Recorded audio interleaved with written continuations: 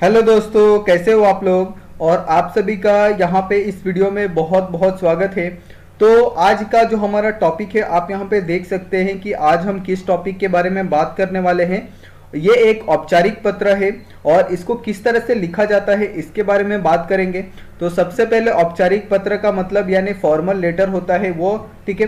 तो ये आपको समझ गया। अभी इसको किस तरह से लिखा जाता है, क्योंकि लेटर अगर आप किसी को लिख रहे हो तो लेटर इम्पैक्टफुल होना चाहिए, सामने वाले को पसंद आना चाहिए। अगर उसके अंदर आप जो भी मेथड यूज़ करते हो वो सामने वाले को अगर अच्छा नहीं लगता है तो आपको वो लेटर का वो रिप्लाई नहीं करेगा। तो इस तरह से अगर आप कोई भी अगर लेटर लिख रहे हो या फिर आप किसी पर्पस के लिए लिख रहे हो या फिर अपने स्कूल कॉलेज में लिख रहे हो या फिर पेपर में लिख रहे हो, तो आपका जो लेटर है वो एकदम स्टेप बाय स्टेप किस तरह से आप एक फॉर्मल लेटर को लिख सकते हैं, औपचारिक पत्र को लिख सकते हैं, वो आपको सभी चीज़ों को फॉलो करना है। तो यहाँ पे हम लोग देखते हैं कि कौन कौन से स्टेप्स को यहाँ पे फॉलो किया गया है, ठीक है। तो ये एक फॉर्मल लेटर का पूरा एक किस तरह से आपको फॉर्मल लेटर को लिखना है उसके बारे में बताया गया है। तो आपने देखा होगा कि अगर आप कोई भी अगर लेटर पोस्ट करते हो तो यहाँ पे हम लोग पहले तो ये बात करते हैं, और जो पोस्ट वाला लेटर होता है, आप जो भी अगर आप एनवलप लेते हो तो उसके ऊपर आपको खुद का एड्रेस लिखने के लिए कहा जाता है, ठीक है। देन उसके नीचे आपको जो रिसीवर होता है जिसके पास आप भेज रहे हो उसका एड्रेस आपको वहाँ पे नीचे मेंशन करने के लिए कहा जाता है। उसके बाद क्या करना है, आपको उस लेटर के अंदर आप जो भी लेटर लिख रहे हो उसके अंदर आपको खुद का एड्रेस लिखना है, डेट डालना है। उसके बाद आपको उनको ग्रीटिंग करना है, यानी जिस तरह से हम लोग सर, मैडम, रिस्पेक्टेड पर्सन, इस तरह से जो चीज़ें वर्ड यूज़ करते हैं हम लोग किसी रिस्पेक्टेड पर्सन के लिए तो उस तरह के वर्ड आपको यूज़ करने हैं। देन उसके बाद जो भी आपका टॉपिक है उसको ओपन करना है। ओपनली आपको उस सब्जेक्ट के बारे में बताना है कि आप कौन से सब्जेक्ट के ऊपर आपका जो लेटर है वो आप लिख रहे हो।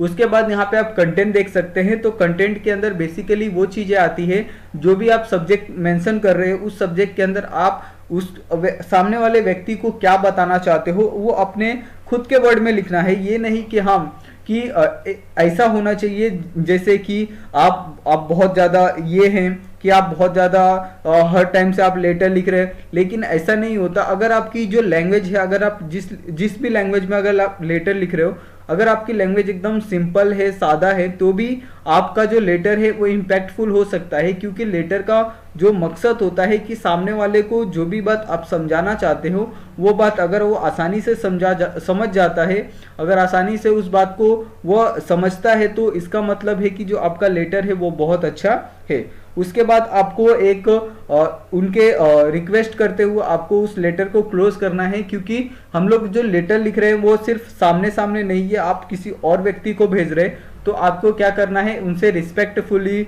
रिक्वेस्ट करना है कि आपका जो भी पर्पस है लेटर लिखने का, वो आपका पर्पस किस तरह से पूरा हो सकता है, इसके लिए आपको उन्हें रिक्वेस्ट करना है। उसके बाद आपको सिग्नेचर करना है, ठीक है, और यहाँ पे आपका नाम लिख के इस लेटर को पोस्ट करना है। तो यहाँ पे हम एक लेटर दिखाने वाले हैं कि किस तरह से एक लेटर को लिखा गया है। तो यहाँ पे आप हिंदी के अंदर किस तरह से लिख सकते हैं वो भी आपको यहाँ पे दिया गया है। और ये औपचारिक पत्र का नमूना है जिसके अंदर आपको प्रेषक का नाम, ठीक है, उसके बाद दिनांक लिखना है, पत्र प्राप्तकर्ता अधिकारी की उपाधि क्या है, उसके बाद जो पत्र प्राप्तकर्ता अधिकारी का जो पता है वो क्या है। सबसे पहले तो आपका पता, उसके बाद दिनांक, उसके बाद उस अधिकारी के बारे में आपको थोड़ा बहुत बताना है, फिर उस अधिकारी का जो आपका एड्रेस है उसके बारे में आपको बताना है। देन उसके बाद जो सब्जेक्ट है आपका कि विषय क्या है, आप किस मुद्दे पर लिख रहे हो, आप किस विषय पर लिख रहे हो, वो आपको यहाँ पे मेंशन करना है।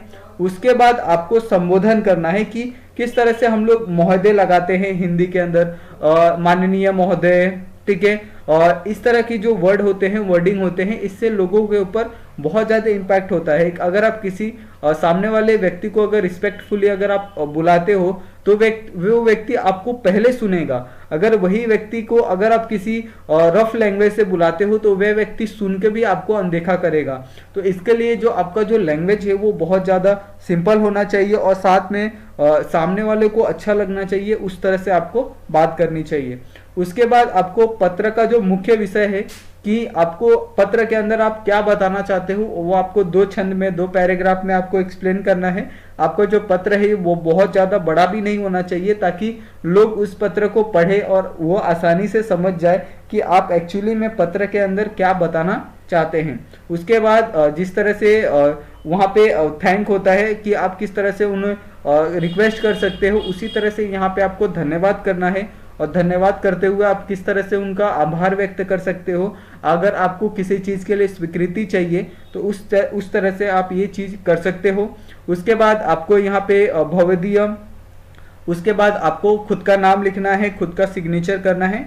और इस लेटर को आप आसानी से कहीं पे भी, अगर ये फॉर्मेट को अगर आप याद कर लेते हो तो इस लेटर को आप एज अ रियल लाइफ में भी अगर आपको किसी को भेजना है तो आप भेज सकते हो।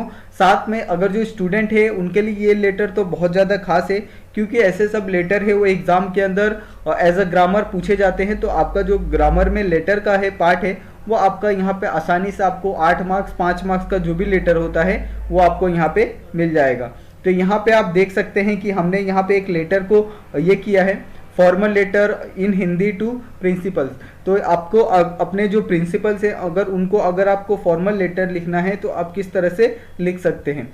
तो यहाँ पे जिस तरह से बात हुई थी, तो सबसे पहले यहाँ पे उनके बारे में बताया गया है, ठीक है। अगर आप अपने प्रिंसिपल को लिख रहे हैं तो उनके बारे में आपको बताना है, अगर आप किसी और को लिख रहे हैं तो उनके बारे में आपको बताना है। उसके बाद आपका जो सब्जेक्ट है वो आपको लिखना है, यहाँ पे आपको सब्जेक्ट लिख के दिया गया है। उसके बाद यहाँ पे ग्रीटिंग था, यानी आपको किस तरह से आप उनका ये कर सकते हो। यहाँ पे हमने देखा था कि संबोधन किस तरह से कर सकते हो, उसके बारे में आपको बताना है। तो यहाँ पे महोदय, उसके बाद यहाँ पे 2 छंदों में अब जो आपका विषय है उसको आपको ये करना है, एलेबरेट करना है कि आप किस तरह से उसको एक्सप्लेन कर सकते हो, वहाँ पे आप क्या बताना चाहते हो, वो सब चीज़ें। उसके बाद यहाँ पे आपको धन्यवाद करते हुए आपका जो सिग्नेचर है और आपका जो नाम है वो आपको लिखना है और आपको सेंड करना है। आपको अपने जो भी जिसे भी भेजना है आप उसे भेज सकते हैं, ठीक है। तो इस तरह से अगर आपको ये वीडियो पसंद आया होगा तो वीडियो को लाइक करिए, और साथ में जो हमारा चैनल है प्लीज़ आप उसको सब्सक्राइब करना बिल्कुल नहीं भूलिएगा। ऐसे ही आपको जो इन्फॉर्मेटिव वीडियो है वो आपको यहाँ पे मिलते रहेंगे। तो आप सभी का ये वीडियो देखने के लिए बहुत बहुत धन्यवाद। मिलते हैं नेक्स्ट वीडियो में।